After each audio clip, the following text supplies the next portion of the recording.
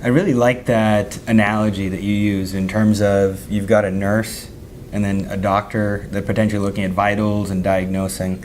And doctors are many different types. There are folks that look at your heart, your brain, your eyes, etc. When you think about big data analytics, what are the different skill sets that you see almost as a requirement to enable an analytics and a big data capability? So it's an interesting question, right? And the analogy, is an interesting one, right? Because people can relate to it right away. So the first thing is let's say this, right? So from a doctor nurse perspective, you have ultimately us as service providers, right? So anybody who's doing analytics and is trying to service an end client, an end consumer at the end of the day, we'll put them on the side of the doctor and kind of the physicians. On the flip side, your patient ultimately is, a CPG, a retailer, trying to kind of figure all that together.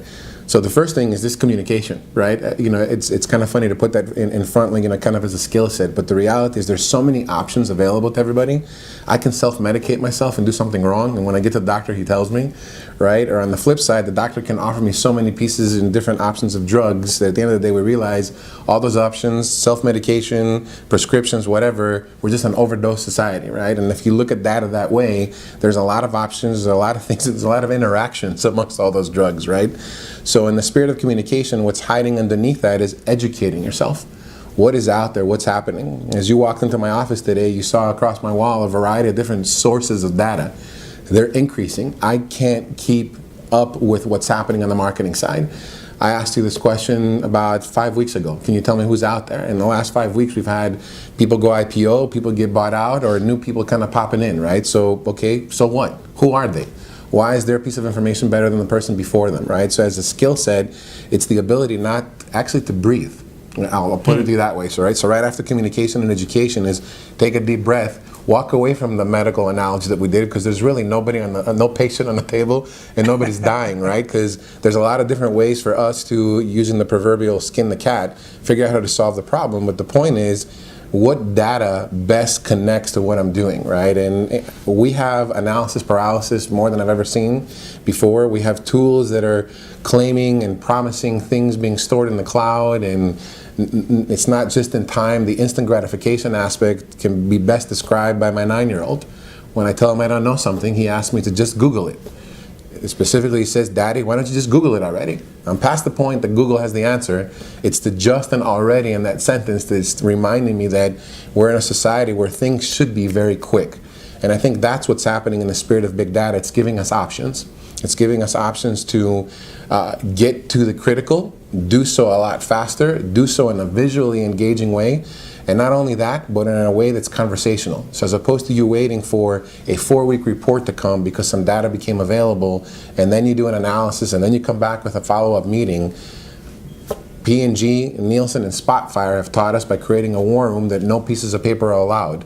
So you just walk in and the entire walls around you are data that's live, it's real, it's moving, and every question creates another question, a drill down, and if you are focused on the right information and if you're focused on the right question and the path of what you're trying to figure out that day, you could be extremely dangerous. Otherwise, you could be in that room for a long, long time going in circles. You mentioned an interesting challenge, and we hear it a lot, and that is, boy, there are now so many different data sources. Mm-hmm. There are more and more data sources that are being added every day, it seems like. And then obviously just the proliferation of channels and such. Connecting it back to marketing, mm-hmm. and using information and using data for marketing purposes to drive revenue, engagement, loyalty. Your perspective on, if you had to say, the core that you really start with are these sources, and then start expanding the circles from there. What sits at the heart of that experiential journey, that marketing journey that you also mentioned earlier, when you start thinking about the actual data sources? It's a good question, and I'm not going to tell you that I'm an expert just yet, because I am literally neck deep into trying to figure out, are we going the right path? Are we looking at the right sources? Are we looking at the right data? And frankly, I just kind of hit the pause button for a second and stepped away, trying to kind of have this outside of body experience to say, where am I stuck into? What's happening? What are we surrounded by?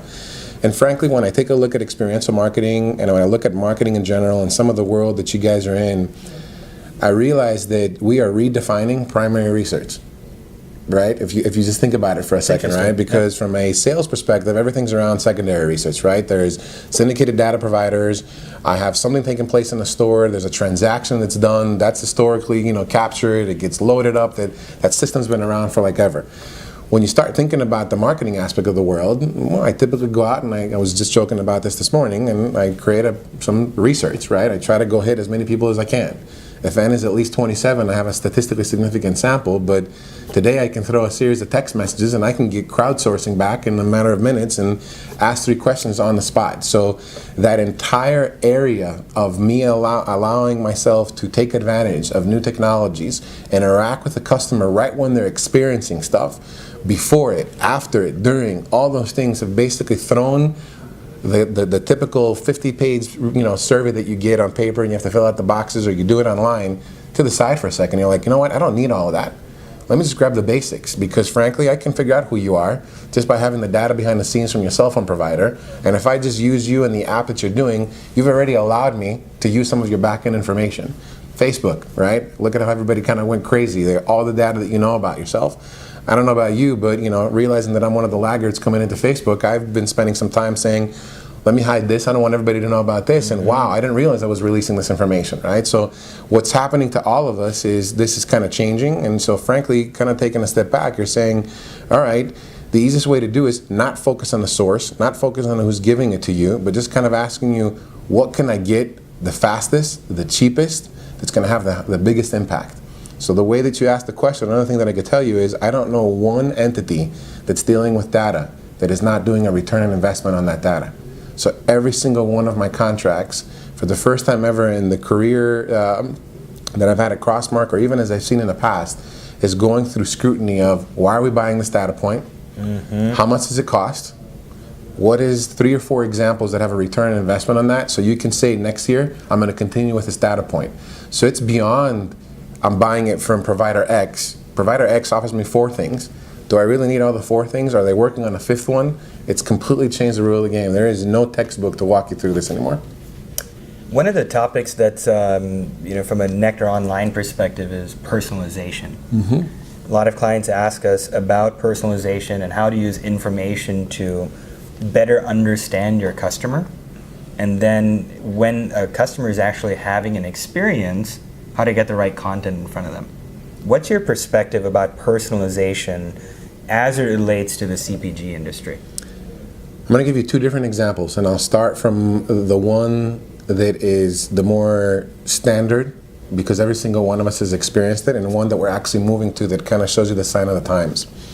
The one that I was going to start is what the industry refers to as events.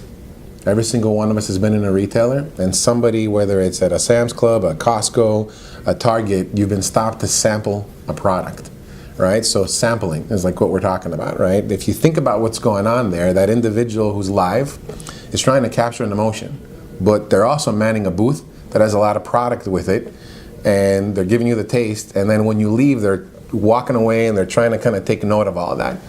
We've really challenged that, right? And just kind of asked, hey, what's the technology component that could take that even further, and what can we do?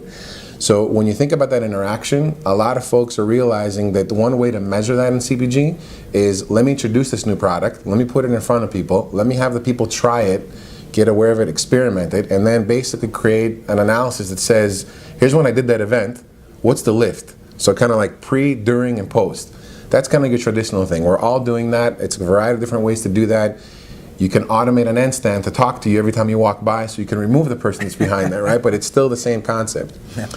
How this has evolved, and I'll give you an example of one of the clients. I can't mention the client, but I will tell you it's in a specialty shop, and we have people equipped with tablets. And as they're literally seeing the individual walk into the store, they very quickly try to segment what that person is. Now you can ask how they do that. Well, I'll tell you that we are in a pet specialty store. So you're not even thinking about the person that walked in. You're trying to figure out if they are a dog or a cat owner, right? And ultimately try to figure out, as you're walking up in the aisle that they're in the store, Why did they come there? What are they doing? And what piece of education are you trying to offer them during their experience? Now you're asking how you're personalizing it. Very easy, because I start to have a conversation with you and I find out that you have a dog and it's a Cocker Spaniel and its name is Apollo and he's 8 years old and he suffers from, because I've already pulled up on my tablet, Cocker Spaniel, serious sensitivity and, you know, #1 user of children's Benadryl.